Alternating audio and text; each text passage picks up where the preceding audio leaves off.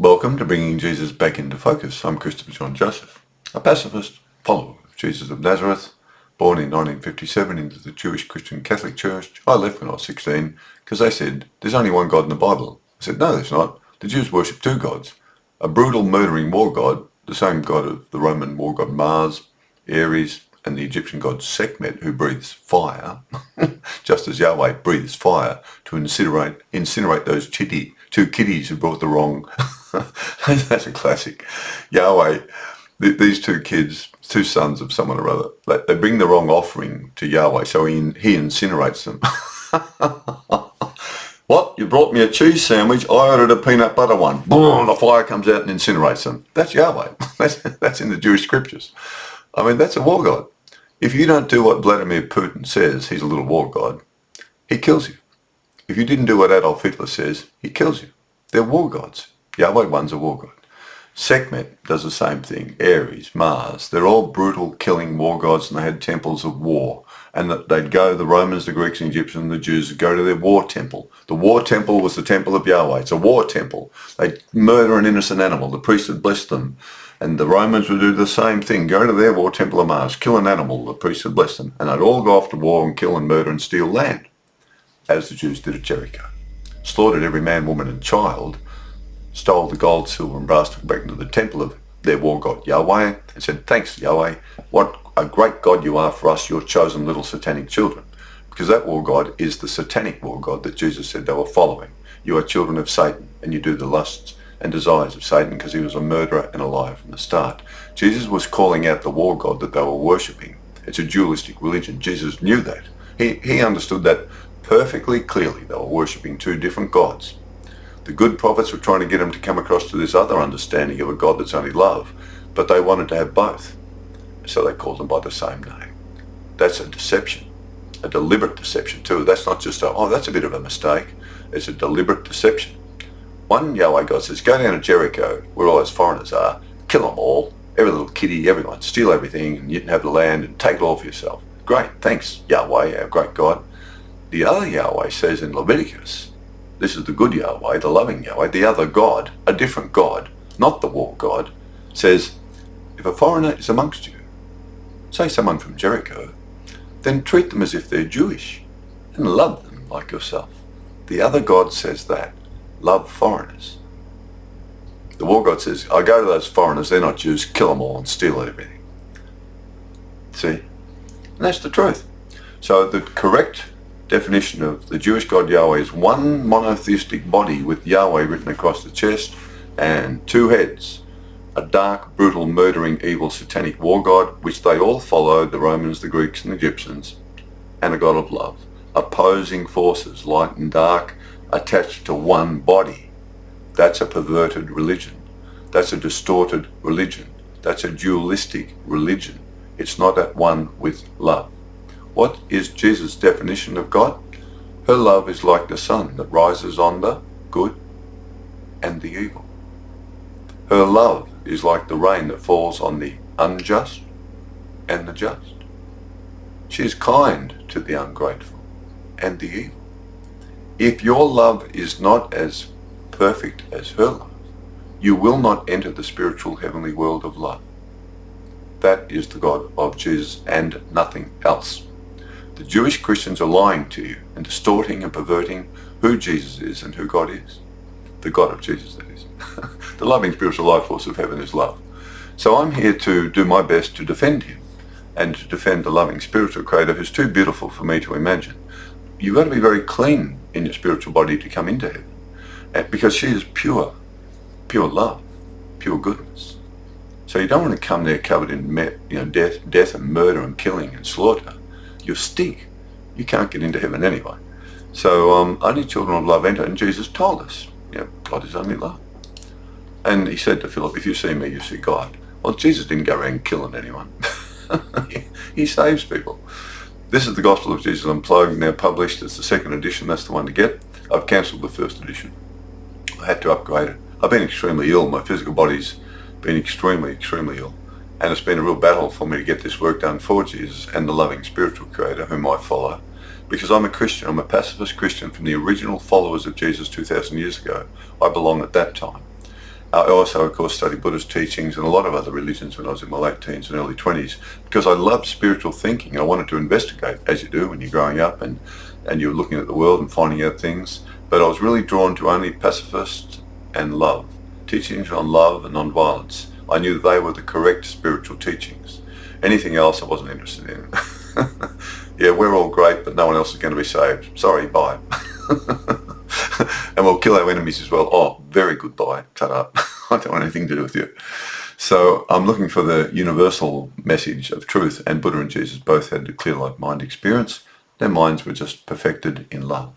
Nothing disturbed their minds. There was no evil in their minds.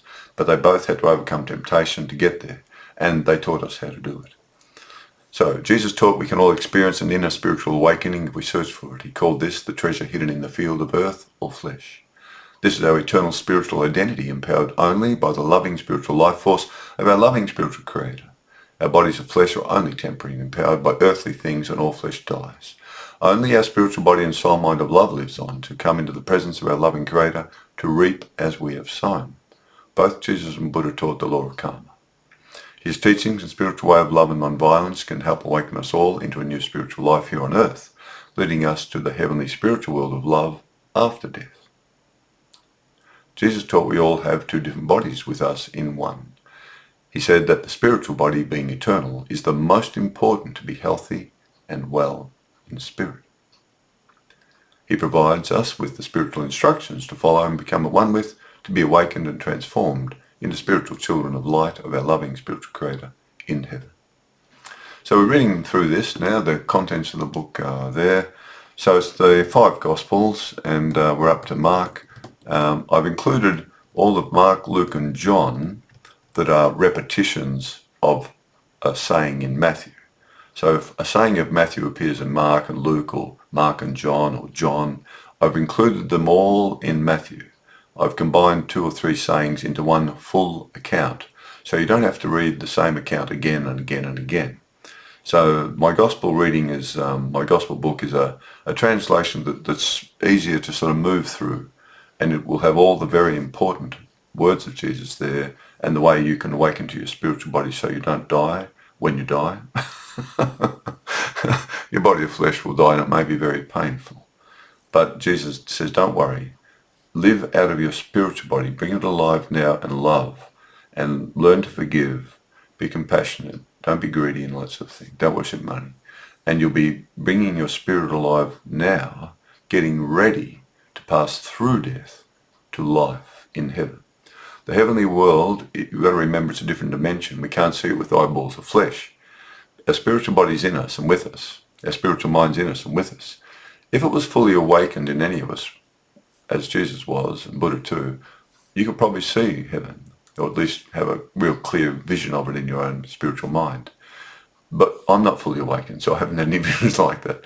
But I know it's there, because I've received help from heaven in really difficult times. So look, anyway, that's the book, and we'll move on there. We're up to Mark, chapter 2, Mark, and you can get it as an EPUB book, so you can get a cheap version of it. And I think you'll find my gospel, because I'm a Christian, I'm not a Jewish Christian, and I'm not influenced at all by the Jewish religion or the book of Revelation in any way whatsoever, in the sense that it has no effect on me regarding how I see Jesus as love and non-violence. So you'll find my reading different, but also I hope uniform, logical, intelligent, totally spiritual, all about love and non-violence, as Jesus was. So this is a very short little chapter, Mark, because all of his sayings are actually Matthew and Luke copied Mark's gospel. That's what theologians believe. So all of Mark's sayings have already been in the Matthew chapters. All of the important sayings in Mark that are repetitions found in Matthew have been combined with the Matthew sayings in the previous chapter. Other sayings from Mark have been placed in the appropriate early chapters regarding specific topics. The following are those sayings not mentioned in Matthew or earlier. Crowds followed Jesus, Mark 3:7-12. Jesus withdrew with his disciples to the sea, and a great multitude from Galilee followed him, and from Judea and Jerusalem and Idumea, and beyond the Jordan, and those from Tyre and Sidon, when they heard how many great works he was doing, and came to him. So he told his disciples that a small boat should be kept ready for him because of the multitude, lest they should crush him. For he healed many, so that as many that had afflictions pressed about him, to touch him. He was getting mobbed, like the Beatles in 1964. And the unclean spirits, whenever they saw him, fell down before him and cried out, saying, "You are a spiritual child of the loving spiritual Creator." But he sternly warned them that they should not make him known. Author. As Jesus became well known, he faced the problem of being mobbed by people, so they may be healed. We often see that he retreated into the countryside with the disciples, to get a break from the demanding crowds and to be closer to our loving Creator without being disturbed. Today, we should also leave the busy cities and go out to nature to find a peaceful place to contemplate our spiritual life and become closer to our loving spiritual Creator in heaven. Some may call this praying, while others call it meditation or contemplation on heavenly existence. It is a good practice to do whenever you have the chance. This is really important in today's chaotic world, fast-moving world. Get away to nature, open skies, trees, rivers, lakes, whatever. Listen to the birds, feel the wind, see the fields, see the animals. And think about heaven. And that's where I think you'll find a better connection, which you can strengthen, then go back into the city, which is what Jesus did all the time. He had to go out to the country to charge his battery up again and then come back. The growing seed, Mark 4:26-29. Jesus said, "The heavenly spiritual world is like a man who scatters seed on the soil and sleeps by night and rises by day while the seed sprouts and grows, but he himself knows not how. For the earth yields crops by itself, first the blade, then the head, and after that the full grain in the head. But when the grain ripens, immediately he puts in the sickle, for the crop is ready to harvest." The growing seed. Author. Spiritual awakening occurs in stages. After hearing the spiritual words or seeds planted in our earthly minds. And as they grow, they begin to provide all the necessary foundations and building blocks for us to build our spiritual home, until finally they culminate in transforming our earthly identity into our spiritual identity. Then we will also be awakened spiritual children of our loving spiritual Creator, just as Jesus was, and ready to leave our dead body of flesh behind and enter into the eternal heavenly spiritual world beyond all suffering. Beautiful. It is a process. We have to work at it. We got to commit to it. We have challenges, temptations. We got to overcome them all. But his words guide you through how to do that. Buddha does too. They're both very, very beautiful teachers. And you got to clean your mind out. They said that's the problem. Then you'll have the clear light mind experience of love, and that's when you'll realize who you really are. A child who can't hurt anyone. That's why Jesus said you've got to become like little children to get into heaven. A little 2-year-old or 3-year-old, they don't start a war and go and get guns and bombs and kill other little children. Only the satanic children do, who have become false shadow figures devoid of spiritual life, like they're doing at the moment. They're all Satan's children. They're going to regret it. Man casts out demons in Jesus' name. Mark 9:38-40. John said to Jesus, "Teacher, we saw someone who was not with us casting out demons in your name, and we ordered him to stop, because he is not one of us." Already it's becoming exclusive. Jesus said, "Do not forbid him, for no one who works a miracle in my name can suddenly speak evil of me. For he who is not against you is for me. For whoever gives you even a cup of water to drink in my name, because you follow me, I say to you, there is no way that he will lose his reward." See, already the disciples, us and them, no one's, only we can do this, only we can love you and be inspired by you, No, the teachings he gave teachings to whole crowds, right? Not just the disciples, whole crowds heard them. Some of those Jews in the crowd got it. They realized the Jewish God was false, and they started thinking about this perfect loving God. We don't know of them, but there would have been children there who woke up to what he was saying. Then they went out and healed and did these miracles and just became loving children, following his new teachings that they heard. And of course, the little cliquey group of the disciples saw someone doing that in his name, who they didn't know, a stranger. Oh, you can't do that, you're not one of us. The number of Jewish Christian churches I went to who told me they're the only true Jewish Christian church, I'm telling you, there's a lot of them. I just shook my head. Oh, so you're the only true one. That's right, we're the only ones who understand the true way. I was told that over and over and over by Jewish Christian churches. They were the only one who knew the real understanding. Oh, you gotta laugh. That's sad, but you gotta laugh. Already the disciples were beginning to be exclusive in their treatment of other followers of Jesus, just like the Jews who thought wrongly that they were the only children on earth who knew who God was, making them the only children of their twisted, distorted God Yahweh. Jesus had to guide the disciples out of that thinking to see the universal understanding of what he was really teaching them. We are all potential spiritual children of love and non-violence of our loving spiritual creator in the heavenly spiritual world if we just follow his way and teachings and awaken into our true spiritual identity. The choice is ours to accept our spiritual life or reject it. I really get a bit angry with these Jewish Christians, upset, when they go around saying, oh, if you don't believe in Jesus, you're not going to be saved. But they don't even know Jesus. They don't know what he's saying. They don't know what he taught. They don't understand who God is. It's just like this old Jewish thing again. Now, we're the chosen people of God. We're the chosen people of Jesus, and no one else is coming to heaven. The disciples, oh, we told him not to do that. We're your only followers. Whoever heard what he taught understood what he said, and they went and started doing the things he said to do. Help others, love others, heal others, whatever. Someone else picked up on it. This is a universal truth. Every single human child on earth has two bodies. One leaves at the death of the body of our flesh. That's the body that Jesus and Buddha, or the mind or consciousness Buddha would call it. But they're talking about the same thing, just different words, different cultures, 400 years apart. Hindu tradition, Middle Eastern, Jewish tradition, whatever. Something of you leaves at death and does not die. It leaves. So it's alive. The question Jesus and Buddha ask you, is it clean or is it filthy? Because if it's filthy, you're going to have to go somewhere to be cleaned. They call that hell. If you're clean, you go to heaven or nirvana. It's that simple. How am I going to be clean? Love. Who? Everyone. What about the enemy? Yep, them too. Can I pick up a gun and kill them, Jesus? No. You'll rob them of the chance to repent and get to heaven, so you will have sent them to hell. Don't do that. Okay. Well, what about people who really hurt me, though? I mean, I'm really angry about it. Forgive them.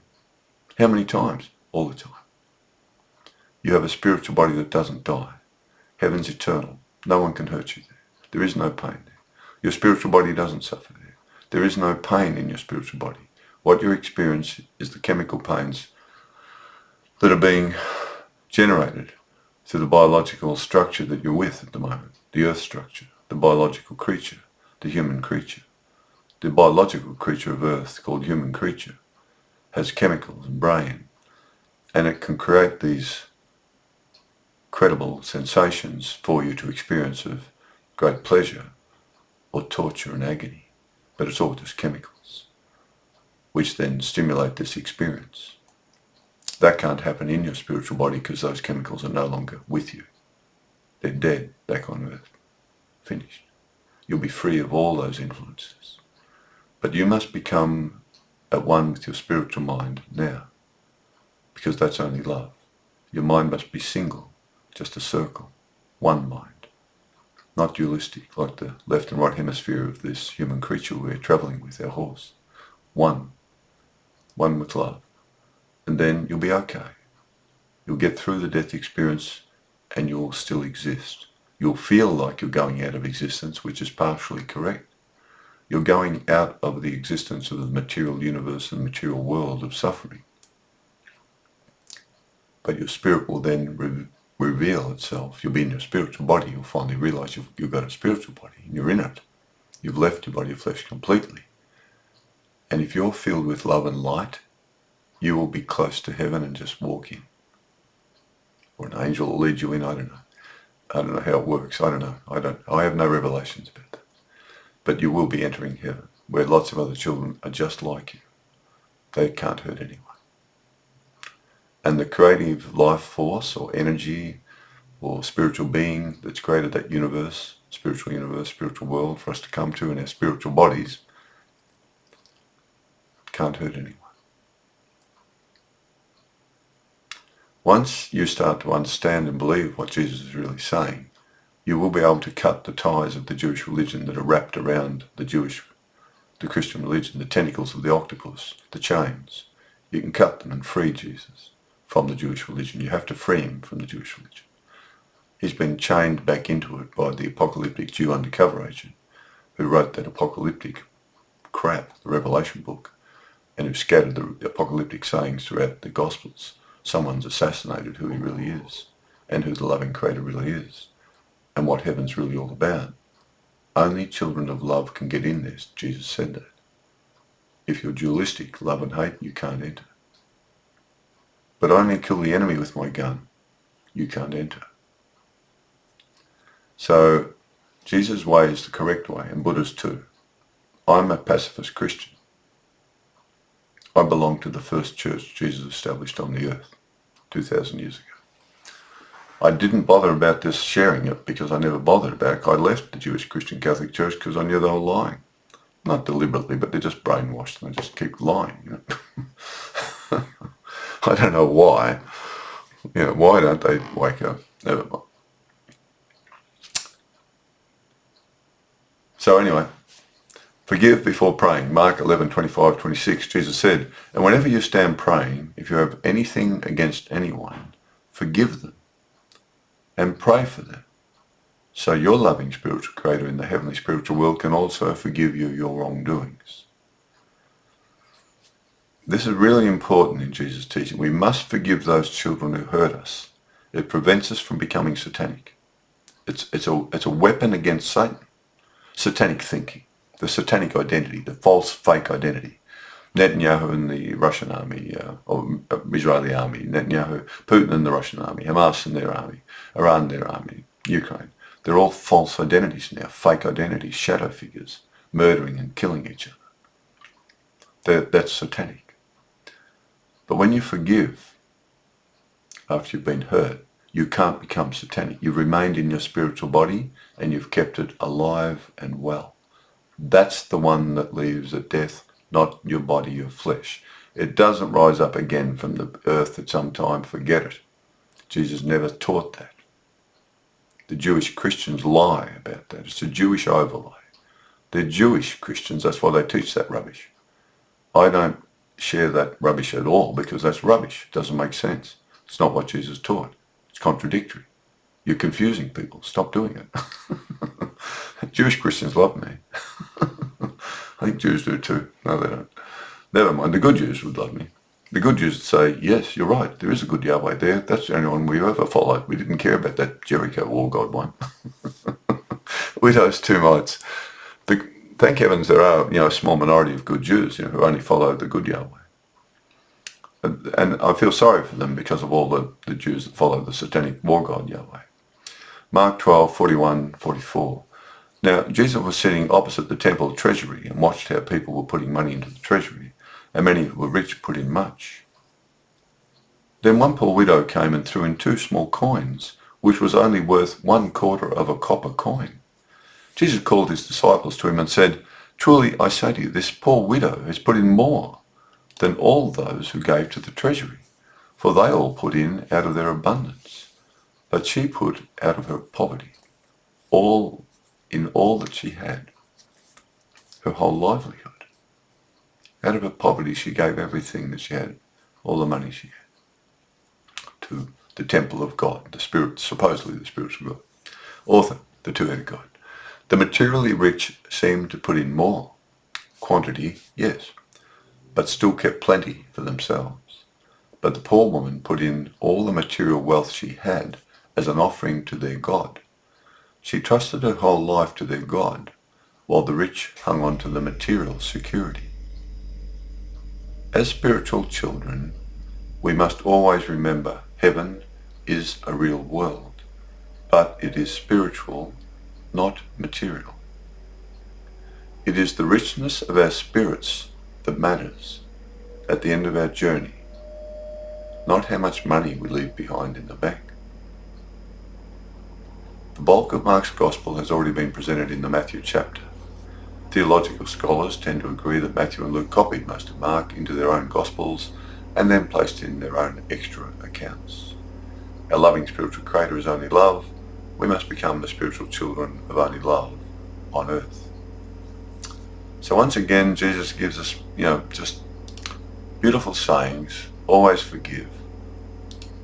The disciples, he's not one of us, he's not in our church, we're the only church. How many times I've heard that? We're the only right one. Oh, blimey. Okay. Oh, the other church told me that. They're wrong. I just laughed, I just thought, I chuckled, I never said anything. I never confronted them, I wasn't rude or anything. I respected that that's their confused belief. Yahweh's their God, and they worship the Jewish two-headed God Yahweh, and that's the God of Jesus. Oh dear. He's coming on the clouds. Oh dear. But it inspired me, and Jesus and the loving spiritual creator got me to do this work because I'm a gardener. I'm like the fisherman, I'm just an ordinary gardener. But simple people often are the best, as Jesus said, for the loving spiritual heavenly world to use. I mean, the simple woman who is a wonderful mother, wonderful wife, loves her kids, cooks them meals, loves them to death until she finally passes away. Never makes the headlines, not a great, brilliant anything, doctor or whatever, but just a wonderful, beautiful, loving mother. Fantastic. Brilliant. Totally successful.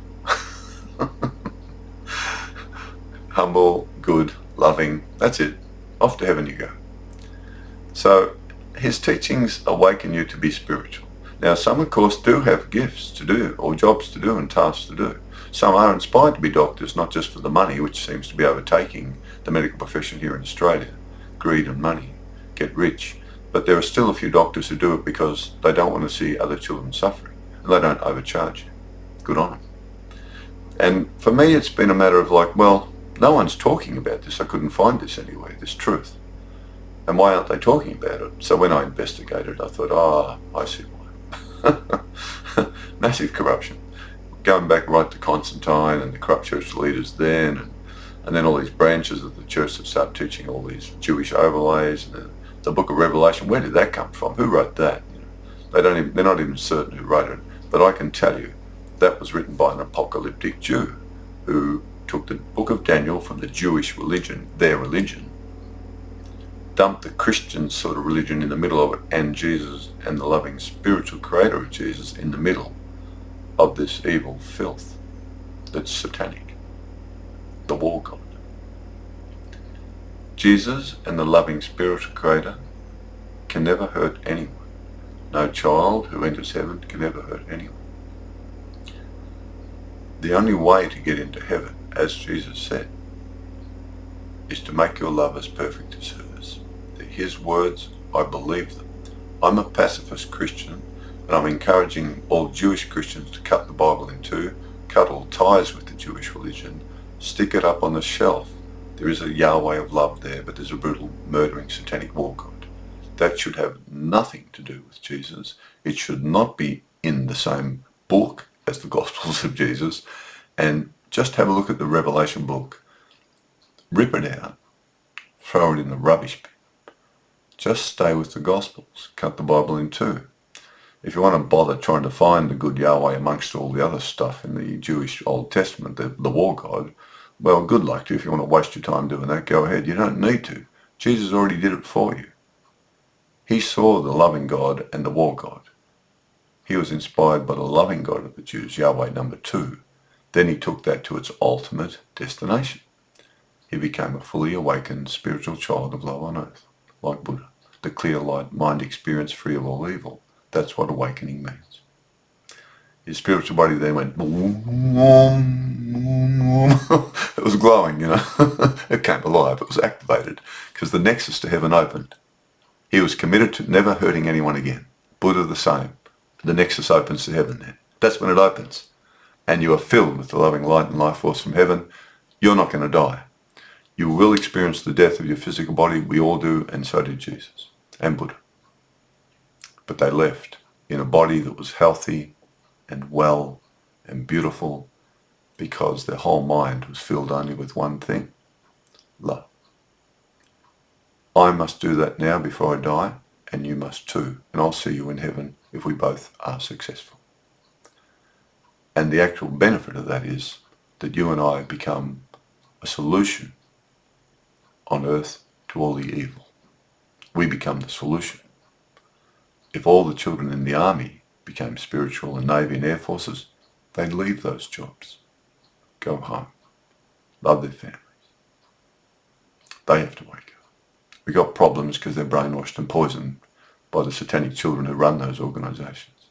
And the governments, the satanic governments who organise them and run those organisations. I think Australia spends about $60 billion a year on the military. And I think the second or third one after that is $5 billion on the elderly, disabled and the health system. 60 billion on the military to kill and murder, and 5 billion on elderly, disabled and health to help life, help cure you, get into hospital, help you, give you life. 5 billion on that, nearly 60 billion on armaments to kill. Even Australia is satanic, you see, the governments. That is satanic. If I was Prime Minister of Australia, I would have a government air force and a government navy and government vehicles to send to other countries, filled with prefab housing, cranes, bulldozers, engineering equipment, equipment to dig wells in places where they've got dirty water to get fresh water, farming equipment, tractors, medical supplies galore, food supplies galore, doctors, nurses, engineers, builders, carpenters. That would be my army if I was Prime Minister of Australia. And they'd all be on the government payroll, and you can call them the kangaroo army, something like that, the koala bear army. And our ships and our planes would only bring life to other countries in big trouble, war-torn countries, devastated countries, impoverished countries. Then that lowers the fear in the world. Fear goes down. Fear goes down. Those Australians really love everyone. That Australian government, they just keep sending all these boats to love everyone. They don't hurt anyone. They haven't even got any big tanks or guns or bombs or nuclear submarines. What a joke. What a waste of money that is. That's what I want to see happen. But the trouble is, I'm not Prime Minister. And if I ran to be Prime Minister on that platform, it'd be interesting to see what would happen if someone did that. I mean, I'd vote for him. Totally. Anyway, I haven't got time to do that at the moment. I'm working for Jesus and the loving Creator. And they say, come on, keep going. Stop budging. Get more of these Gospels up there, because you know what we're really like, love and non-violence. Okay, well, I hope you find my understanding, because I'm a Christian, I'm not a Jewish Christian. You've got to understand that I've never been poisoned by the Jewish religion, and I assure you the Jewish religion is poisoning the Christian religion at the moment. Has been for 1700 years or more. Jesus said, never mix the new wine I'm giving you with the old wine. It'll burst the old wine skins apart and you'll lose the new wine. You won't understand what I'm saying anymore. Never tear a piece off this new understanding of the loving Creator and try to sew it onto this two-headed God. They don't match, and the new will lift off from the old. You cannot put the God of Jesus onto Yahweh. You can't do it. It's impossible. Simply impossible. There is one of the heads on the body of Yahweh is a God of love, but it hadn't yet blossomed into the universal awakening that Jesus and Buddha had of the universal truth, that we all have a spiritual body of love. Everyone on earth does. And there is another dimension of love, and everyone can go there in their spiritual body. And the children who wake up to this, like Jesus and Buddha, and there have been others, they teach you how to do it. So, yeah. You can't say the loving spiritual creator of Jesus is Yahweh. Stop saying that, because there are two Yahwehs. The way I would advise Pope Leo now and all the other Jewish Christians, leaders in the world who worship their Jewish God Yahweh, two-headed God Yahweh, first of all, stop worshipping that Jewish God. That's the first thing. And then say to your Christian Jewish followers, look, we've decided that there are two gods in the Jewish religion. Now that's going to be a massive breakthrough. But, because you've got all your priests and, ministers and everyone, elders or whatever, go through the old Jewish Testament and get out all the bits about the God of love. Put them in an Old Testament section about Yahweh, the God of love. Throw out the rest about the war God. Then you can say, we have eliminated the war God out of the Jewish religion so that we as Christians can just see where Jesus got his real inspiration from these sayings in Leviticus. If a foreigner is amongst you, love them as if they are a Jew, and love them as yourself. We can see Jesus was inspired by this. And wherever you find the other sayings of love in the old Jewish religion, the two-headed religion of the Jews, that's what should happen. If you had that book of the Jewish religion with just the loving God in it, I'd be interested in reading that, like I am in all religions or spiritual ways that talk about love. But I'm not interested in reading about a satanic war god who tells all the Jews to go and slaughter every man, woman and child at Jericho, and that's the God of Jesus. Oh, sorry. Why are you saying that? Why are you saying that? That doesn't make any sense whatsoever. That's just sort of like, just so stupid, it's hard to believe it. It's hard to believe you're so stupid to say that, you know what I mean? Don't mean to be insulting, but you can't do that. You're saying something that's so contradictory, so opposing, so opposite, that it's stunning. But see, once you're brainwashed, you just believe the lie, even though it doesn't make any sense. Spiritual faith must be intelligent and logical. My mother Lorraine, she was one of the most beautiful children on earth. Really was. Really was. I stopped work to care for her in her old age. It was a great blessing from God that I had that opportunity to do that. And we often talked about the spiritual teachings and how vital they are to get us through this dangerous material, temporary world, through the death experience. She said, I don't know how people get through this world without spiritual teachings. Now she's talking about the way of love of Jesus and the loving God of Jesus. She wasn't the least bit interested in the book of Revelation. She was a load of rubbish. And the Jewish religion, she had no interest in that. But Jesus' way of loving others, caring for others, forgiving others, she knew that. And I know that. I'm her son. I always say, I'm not a saint. I'm the son of a saint. But it has had an influence.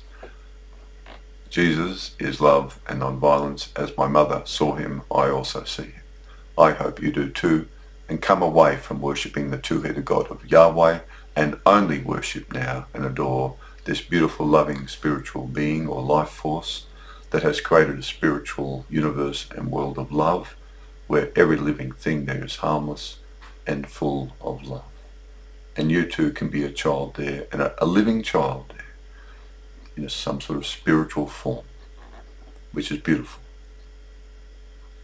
Love your way to heaven, or hate your way to hell. The choice is yours. There's no one to blame. Bye for now.